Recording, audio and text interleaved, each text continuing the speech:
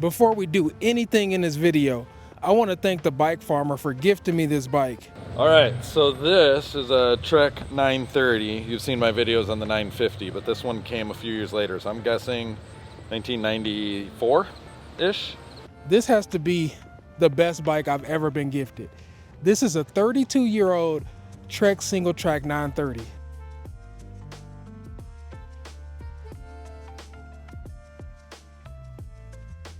Now, I had never ridden anything super retro until I got this bike.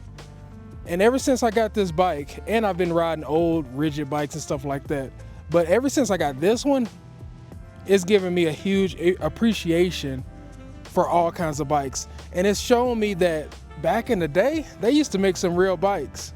And this bike right here, it rides just as good, if not better, than a lot of the bikes that I own right now.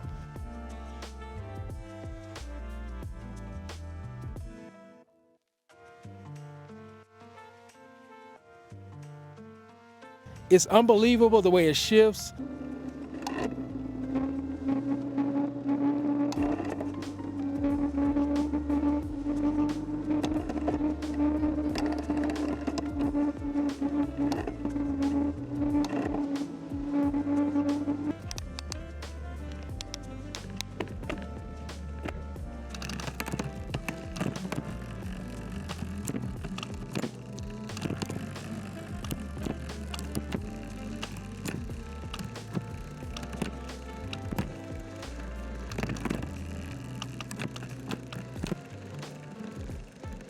These rim brakes are super powerful, no stopping issues whatsoever.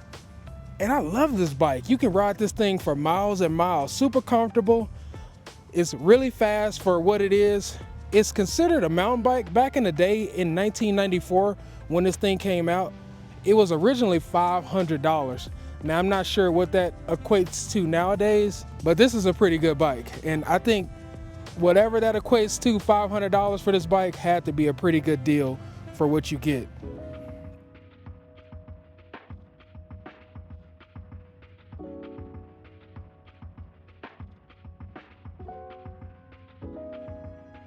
Now, you might be wondering why I'm in the middle of the road. And that's because I'm filming and I could do that. No, I'm just joking. This is all not built up yet. They just built the road first. So this road is always super vacant. So I'm using this to film as much as possible because it's just easy and I don't have to worry about cars. But one cool thing about this bike was made in the US back in 1994. And I really underestimated the products back then versus what we have now because I'd never ridden them. But after getting on this bike, it makes me wonder where it all went wrong when the bikes were this good back in the day. This is 32 years old and this thing works and shifts and rides like a dream. Either the bike farmer is the best mechanic ever or this bike was just well put together and all you have to do is maintain it.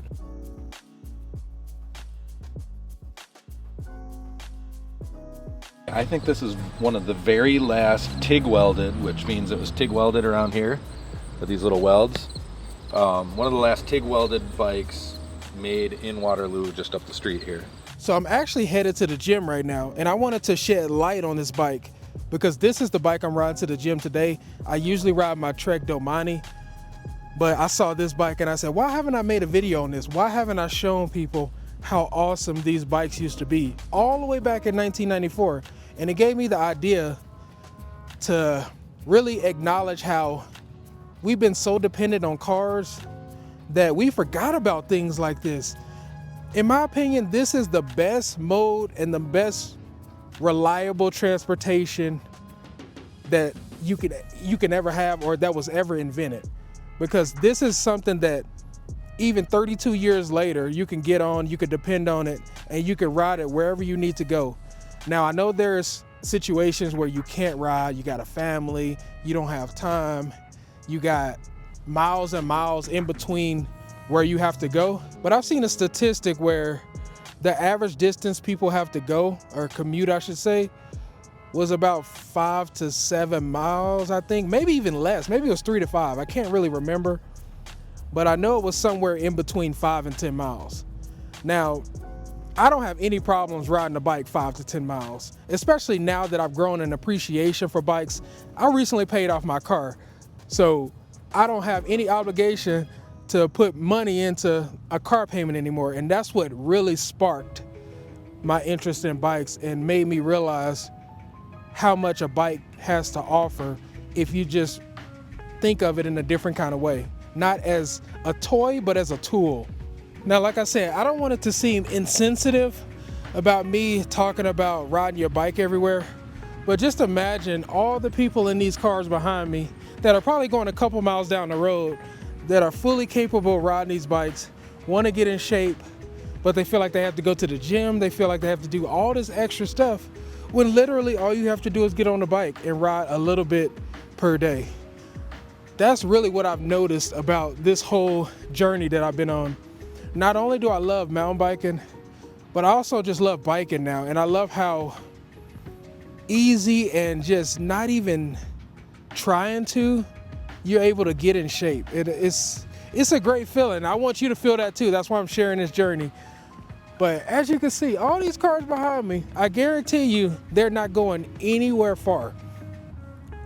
Or at least most of them. But we about to ride this bike to the gym. And I just wanted to talk about this because I'm riding a 1994 bike that's still perfectly in good order to the gym, and people are driving cars around and stuff that won't last 30 years for sure, especially not nowadays. I mean, some will, but majority of them won't. But my goal now is to get everybody on bikes.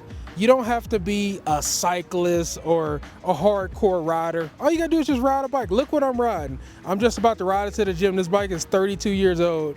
I'm not doing anything special. I'm just riding a couple miles to the gym, couple miles back. Take you about hour and a half. And you just got a whole bunch of cardio and you got a workout in without even thinking about it. I gotta pull it back out now.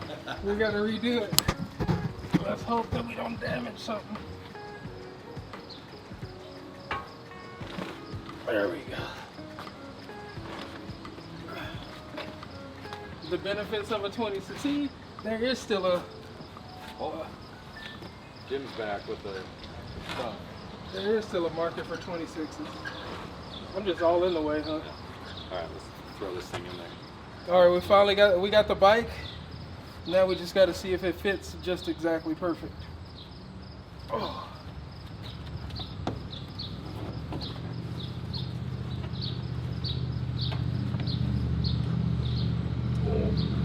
Oh.